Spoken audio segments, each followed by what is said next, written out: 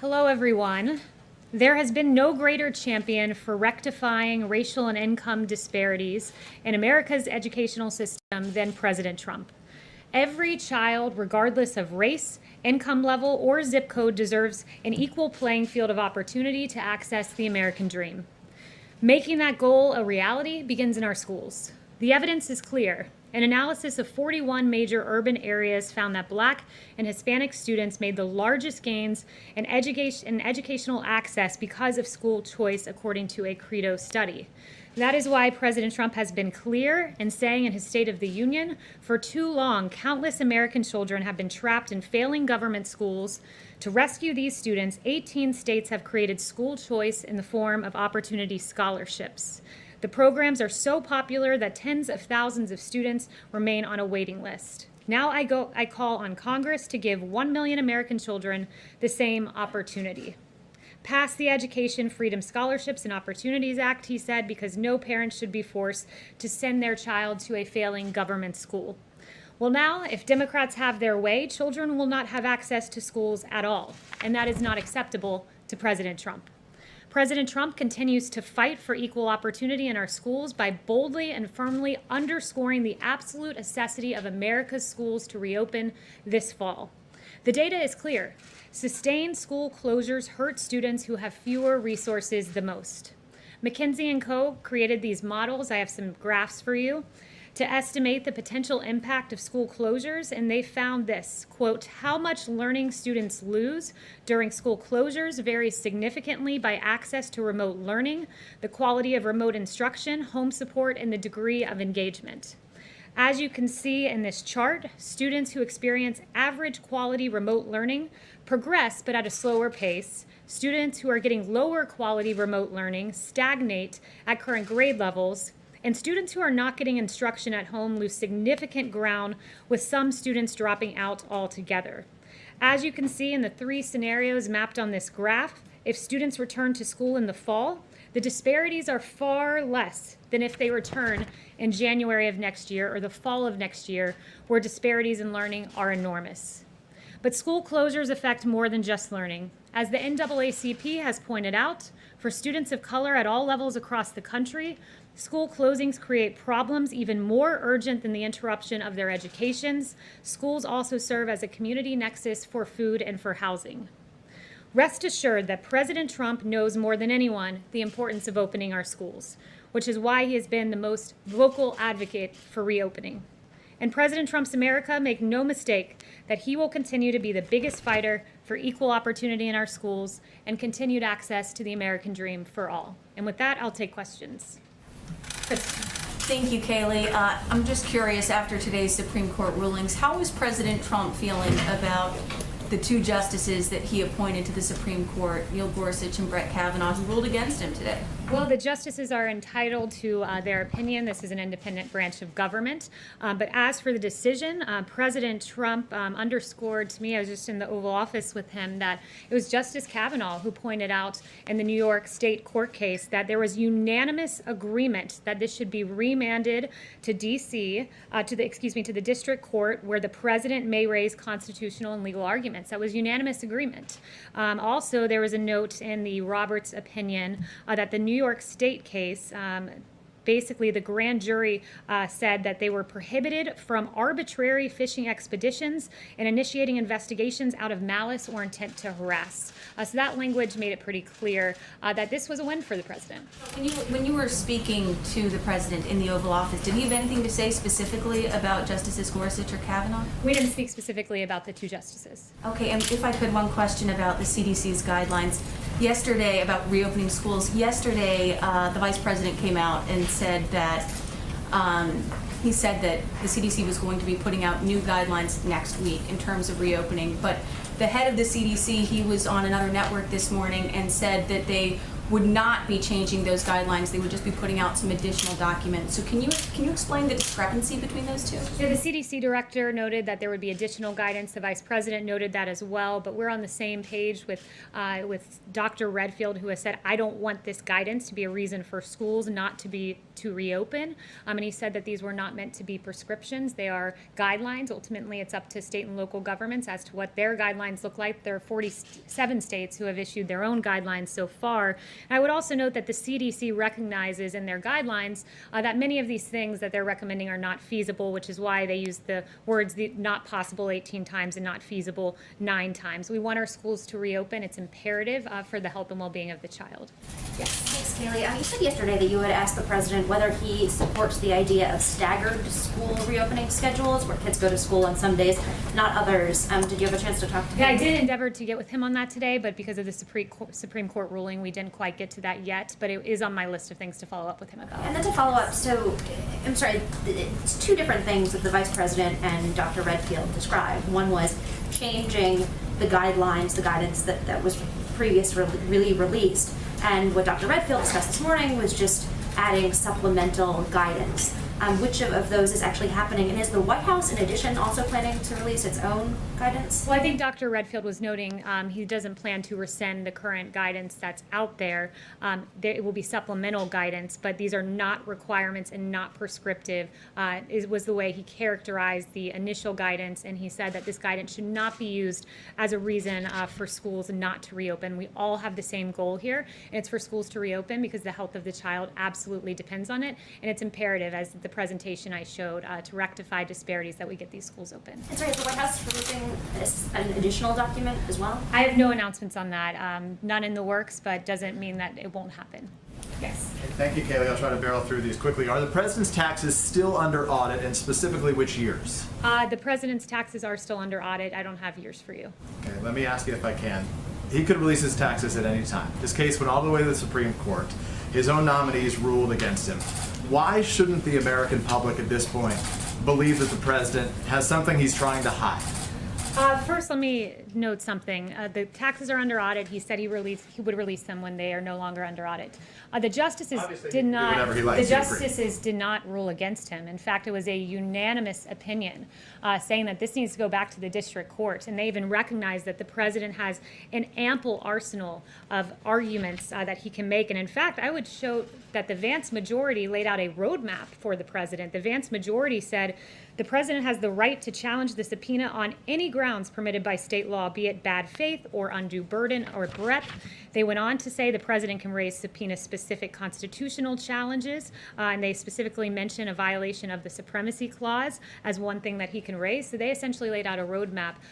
His justices did not rule against him. So to be clear, okay, fine. I don't dispute anything that you just said. What I'm asking, though, is the president, whatever the court says, the president can release his taxes whenever he likes. So why shouldn't Americans at this point believe that the president isn't trying to hide something in there? The media has been asking this question for 4 years, and for 4 years the president has said the same thing. His taxes are under audit, and when they're no longer under audit, he will release them. But I would also note the excruciating ruling for House Democrats, who were very much called out for their partisan games. They also subpoenaed the president's financial information, and Justice Roberts said, far from accounting for separation of powers concerns, the House's approach aggravates them by leaving essentially no limits on the congressional power to subpoena the president's personal records. So leave it to House Democrats, who did a partisan impeachment, a political witch hunt against this president, and this was yet another part, only to be rebuked by the Supreme Court. Let me ask about coronavirus. Just my follow-up, if I may, on coronavirus quickly, Kayleigh. Hospitalizations in the country are up 50%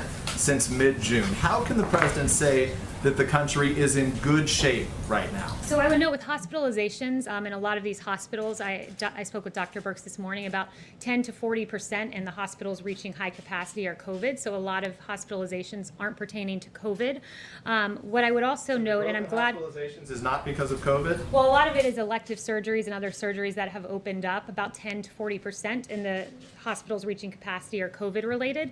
But I'm glad that you asked about COVID, because I do want to take a moment to highlight some of the things things that the federal government has done. Can you answer my question first, though, why we're in good shape right now with hospitalizations going up, in spite of what you said about elective surgeries? Well, one of the things I would note is the mortality rate, which has had, if you look at the weekend numbers, a tenfold decrease. You could argue an even greater decrease if you compare to some of our highest days.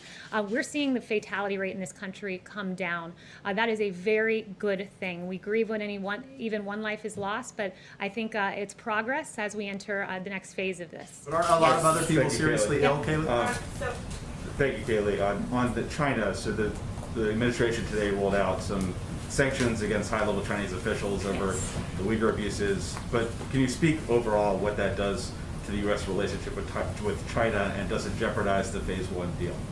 Look, I think with regard to, I look at these Magnitsky Act sanctions, and the administration does, not with regard to Phase 1 China deal. These are very serious sanctions that were put in place by this administration to take strong action against the human rights abuses of the Chinese Communist Party. I just want to emphasize and underscore that we sanctioned officials, several of them, the party secretary, his former deputy, and its current party secretary. It's also its former party secretary, so that was 3. And today's announcement is the latest in a series of actions by the Trump administration, so it's not just the sanctions that were put in place. There were export controls. The president signed the Uyghur Human Rights Policy Act, so we've taken a very strong stance on the side of human rights and against the atrocities we've seen. And just so the American public knows, some of these atrocities have been forced abortions and sterilizations and really despicable things that have been done. So the message you're communicating to the Chinese is that this issue is separate from the Phase 1 trade agreement. Human rights is a paramount issue. It's very important. We took action. We've crafted a Phase 1 deal. We hope the Chinese government will honor that. Jack. Thanks, Kayleigh. You mentioned that the court decision today was a win. It didn't sound from the president's tweets this morning that he viewed it that way. Has his thinking on it changed as he's had more time to digest? No, the president was making a general point about deference on the principle of absolute immunity, which is the posture that the president took in court. He believes there should have been more deference there. Justice Alito, citing the Harvard Law Review, made a very good point that constitutionally speaking, the president never sleeps. The president must be ready at a moment's notice to do whatever it takes to preserve, protect, and defend the Constitution and the American people. And we wish there would have been more deference to that point of view. But it is a big win, as Justice Kavanaugh noted, that all 9 justices said this needs to be remanded back to the lower court, and that in fact the attorney, Cy Vance, had not established his ability to secure access to those records. Instead, further proceedings are required. Giving the opportunity for the U.S. Attorney in New York to look at those documents is no doubt not something the president is happy about. I'm wondering, in general, if after this ruling and the ruling on DACA, the ruling on LGBT rights, the ruling on the census, whether the president regrets at all his criticism of judges, in particular Justice Roberts. Chief Justice Roberts. No, I think what the president, what has been underscored to him after all of these rulings is that we need more conservative justices on the court. And that's something he's very strong about. It prompted him to say he'll release a list of more conservative justices he wants on the court. So I think that's been the big takeaway, not particularly with regard to this ruling, but with the previous ones that you mentioned. There are conservative judges on the court now. It's a 5-4. Yes, and then there was a 9-0 unanimous decision that this needed to be remanded, and there was a roadmap, as I noted, a roadmap set forward on how to proceed in the lower court, and there were several arguments proposed that the president could make in lower court. Yes, Kate. I've got 2 questions for you. One, on these rulings today, the Supreme Court is rejecting this assertion from the president that he is immune to investigation while he's in office. Does he agree with that he is not immune? Well, where the president stands is he still maintains his initial position, and he agrees with Justice Thomas in the dissent, who said the demands on the president's time and the importance of his tasks are extraordinary, and the office of the president cannot be delegated to subordinates. A subpoena imposes both demands on the president's limited time and a burden, and he went on to describe that position. So he agrees with the dissent. He agrees with the dissent by Justice Thomas. So he takes issue with the point that the majority made on absolute immunity, but nevertheless, I would underscore the victory here, as Cy Vance, the attorney, was not given what he wanted, which was access to the records. He still thinks he's immune to investigation. The president still stands beside the posture that he made. He accepts any Supreme Court opinion as the law of the land, but nevertheless doesn't change his viewpoint. He can disagree with the opinion, but he certainly will follow it. And on coronavirus, my second question on coronavirus, I'll be quick. You're saying that you don't want these CDC guidelines to be one size fits all, overly prescriptive about how these schools reopen. So why is the administration making it one size fits all that they all need to reopen fully and at the same time? Because there's a way to safely do it, and there's a lot at stake. I mentioned the 67,000 pediatricians represented by the American Academy of Pediatrics who say it's imperative schools reopen. That was underscored by another 1,500 United Kingdom pediatricians. The costs are high when, your network, CNN, is reporting about child abuse. I mentioned the study yesterday. It was a good piece by CNN that in Massachusetts alone, reports of alleged child abuse dropped almost 55%, because when kids are not in school, a lot of times we don't catch that abuse. The costs are too high to keep schools shut down. They can safely reopen. Even the American Academy of Pediatrics believes that, and the president's going to stand on the side of the child, always. And no one is disagreeing with that about child abuse, but I'm saying, how can you say you're not going to tell all the schools how to reopen, but you're going to tell them all when to reopen? There are 47 guidelines issued by the states. There's local guidelines that have been put in place. This can be done safely. It can be done well. In the American Academy of Pediatrics, I've pointed out a lot of what they've put out their own set of guidelines. There's a number of guidelines floating out there, and we believe there's a way to safely do this, and the child will always come first in this administration. Yes. Thank you, Kayleigh. A logical follow-up to Caitlin's first line of questioning, though, is if the president still believes he has absolute immunity, it makes him sound as though he thinks he's above the law while he's president of the United States, at least. It's almost as if folks don't understand a legal term of art. Absolute immunity is a legal term of art, and I can go and describe that, and maybe I can best describe that by quoting Alexander Hamilton, who was referenced in the Thomas opinion. And Alexander Hamilton really created the posture and the outlook that laid the foundation for the notion of absolute immunity. And it was this: energy in the executive is a leading character in the definition of good government. It is essential to the protection of the community against foreign attacks. It is not less essential to the steady administration of the laws, to the protection of property against those irregular and high-handed combinations which sometimes interrupt the ordinary course of justice, to the security of liberty against the enterprises and assaults of ambition, of faction, and of anarchy. A feeble executive implies a feeble execution of the government. And the point he was making is that the executive is imbued with many constitutional authorities, many responsibilities to protect this nation from threats, foreign and domestic, and he must be able to operate unencumbered. That's where the proposition of absolute immunity comes from, and that is what the administration was defending in court. And we are pleased by the 9-0 opinion to send this back to the lower court, though we're not pleased by the absolute immunity component. Yes. Could you, Kayleigh, could you expand a little bit on Education Secretary DeVos's comments today about he's not going to cut funding to schools, but to shift funding to families? Do you know what that means? And the second question, unrelated, is does the White House have a comment on the retirement yesterday of Colonel Vindman from the Army? So to your first question, I did not see Secretary DeVos's comments, but as you described them, it leads me to believe that it was a reference to the president's tweet yesterday about changing education funding if schools don't reopen. As I noted yesterday, what this administration's goal is that funding be tied to the child, not to a school district where schools are staying closed. That's our paramount guiding principle. As to what that looks like in action, that will be forthcoming. We're hopeful that all the schools reopen in the nation. That's the goal, and we are hopeful for more education funding in phase 4, as I noted. And with Colonel Vindman, I'm not going to focus or comment on a former junior employee. I know the White House has not spoken to him since he left, and I would refer you for further to the Army. Was there any pressure from the White House for him to retire? Yes. Kayleigh, picking up on the coronavirus questions in schools, though, North Carolina, for instance, has seen a record high number of coronavirus-related hospitalizations, more than 1,000 today, and that's a 5-day rising count for those hospitalizations. So it's the White House's position that schools in North Carolina and hard-hit areas by coronavirus should absolutely reopen next month? It is our opinion that schools should reopen. I'd refer you to Dr. Redfield, who said yesterday, head of CDC, this virus has a very limited effect on kids.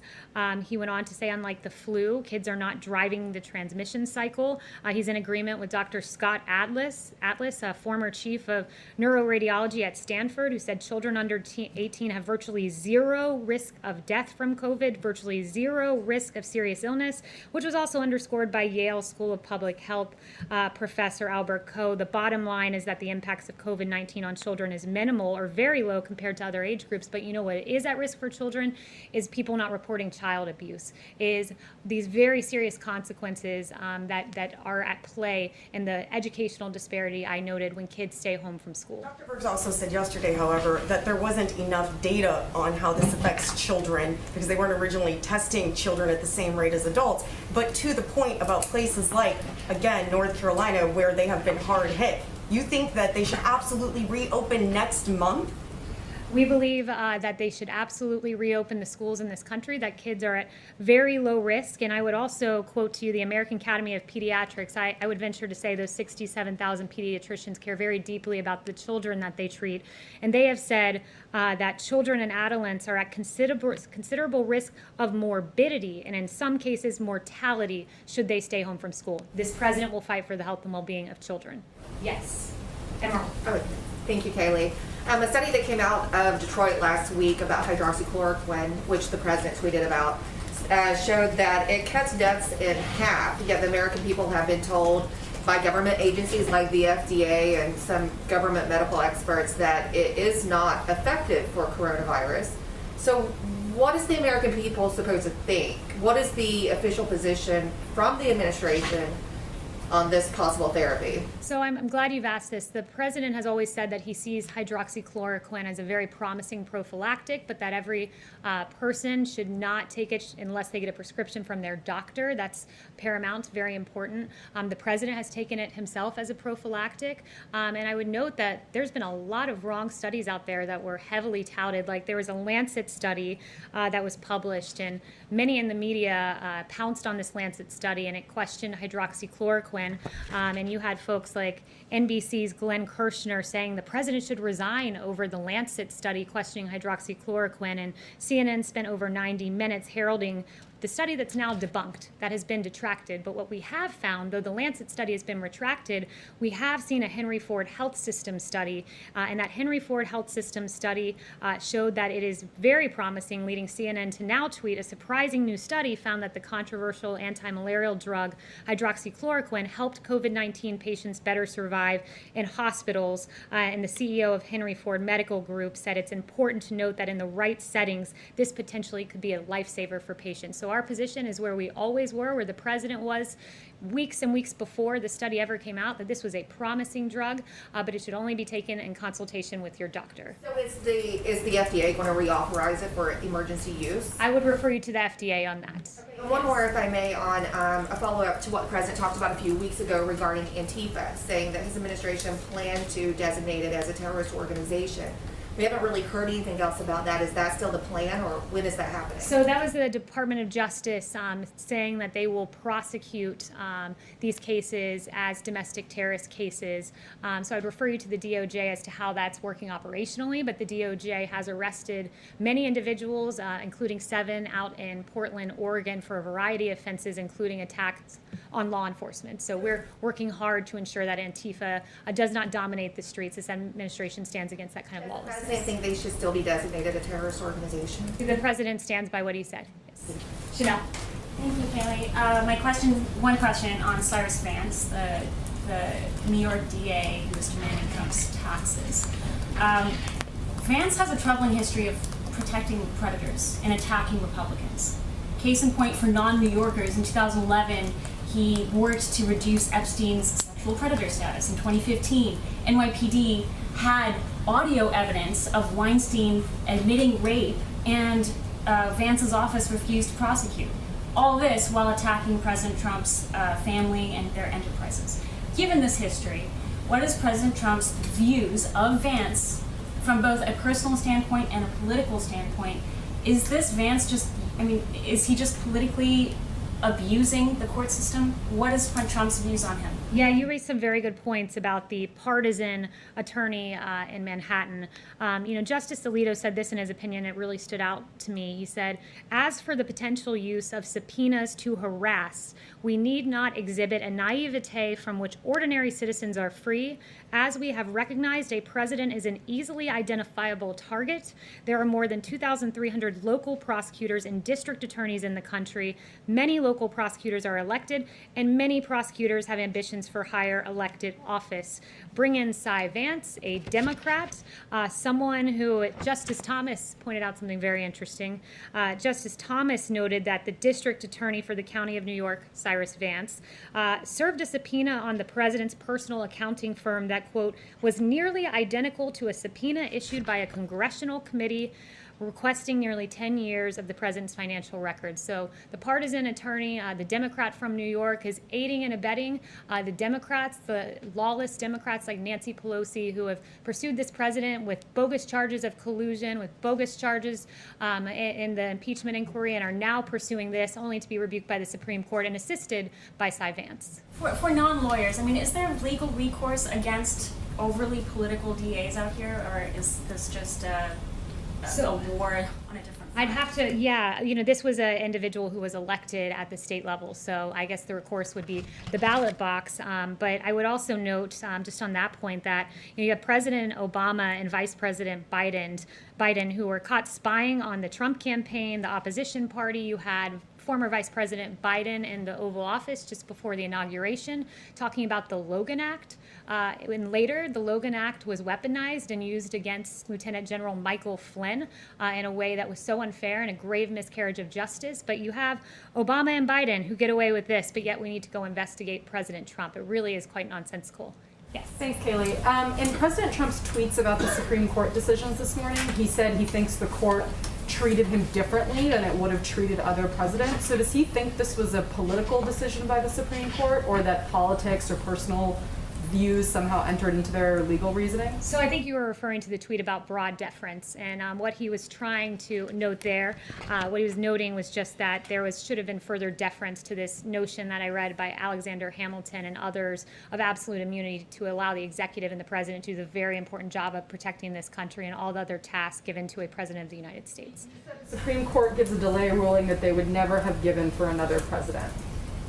Yeah, and I would also point you, with regard to that, I think Justice Alito hit on this. He said in the Clinton case, for example, the court held that a sitting president could be sued in federal courts, but the court took pains to reserve judgment on the question of whether a comparable claim might succeed in a state tribunal. Any direct control by a state court over the president, the court observed, might raise concerns about protecting federal officers from possible local prejudice. So that is to say that even back in the Clinton case, where federal court prosecutions were green-lighted, they gave their grave reservations for a state court proceeding of this nature. So I think he was noting the distinguishing features there.